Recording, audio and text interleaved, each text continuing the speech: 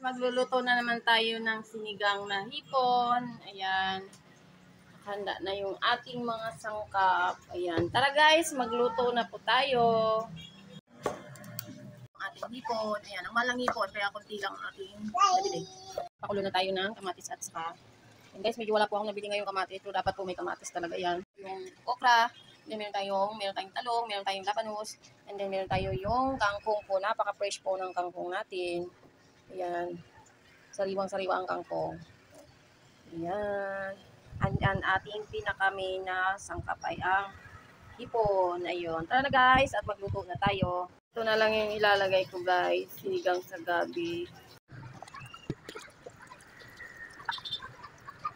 Yung ating mga sangkap yan. Hindi tayo kuluto tayo. Sinulo ko magluto ng mga karat like. Yan, mga pinagamitan natin sa natin. Ito pa.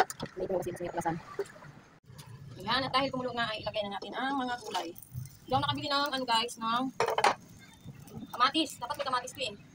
Yan, takpan ulit natin. Hindi ako nakabili ng kamatis kaya yan, simple ano lang yan. Pwede na rin yan kahit walang kamatis.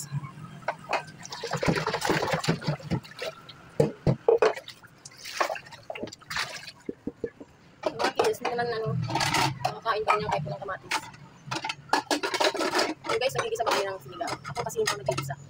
Ako kasi yung walang masyadong para alam mo yung mga luto ng mga ulang sa amin sa probinsya, puro dito lang kami isa.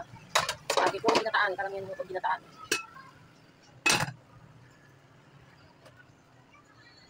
Para yung ating talongs, ay ano, kangkong.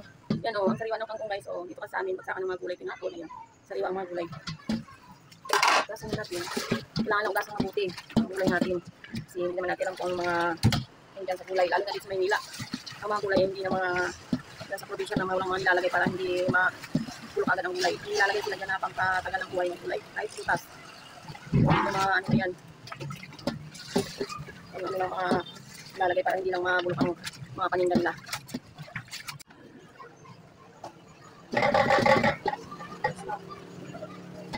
Hindi natin guys kailangan ng mga masasarap na pagkain. Kailangan na natin meron tayong mayain sa araw-araw. Yung tama lang na pagkatos.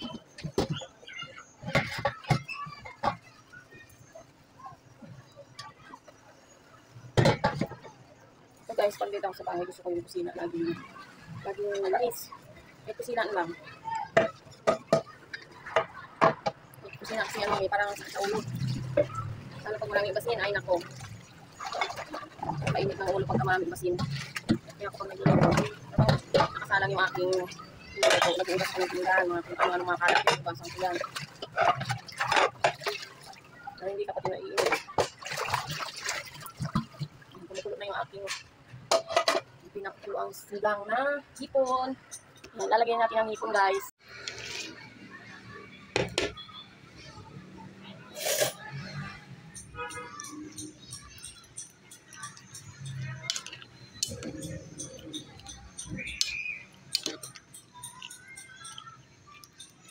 Mahal ng hipon ngayon. Ito guys, ano na to, 200 na tong hipon. Kaya lang ako nagbili ng hipon kasi may mga gulay kasi ako sa rep. Ang binili ko na lang ay kangkong.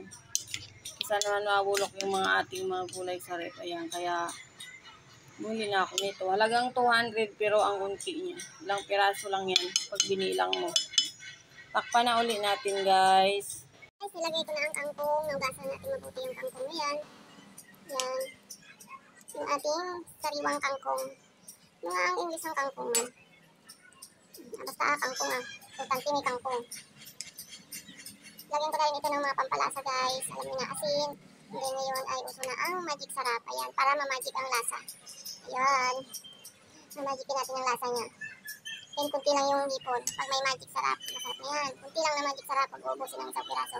Alam niyo na, masama ang sobra. Yan, hintayin na. Nilagyan ko na rin siya ng sili. Hintayin na lang natin siyang kumulo. Tapos lalagyan natin siya ng sampalok. Perfect. Ay, sumapaw po ang ating niluluto. Ayan, kulong-kulong na. Pwede tayo dito maglagay ng pampaasim kasi hindi natin pwedeng pakuluin na yung masyado yung hipon. Kailangan ano lang siya, yung tama lang na pagkulo. Sarap na guys. Ating, ubos ko na to kasi wala na to eh, konti na lang to. Ito lang yung tira ko nung nagluto ako nung nakaraan ng Sinigang na manok. Ito lang siya. Kaya uubusin ko na siya. Ayan. Tapos saka natin siya imimix.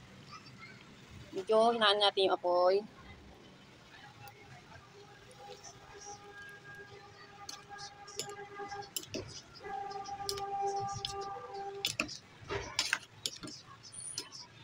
Sigang na hipon.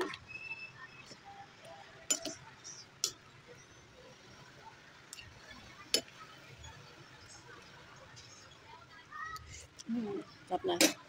Ayun lang naman guys. Perfect na guys ang lasa. Ayun. At ano pa hinihintay nyo guys? Kainan na to.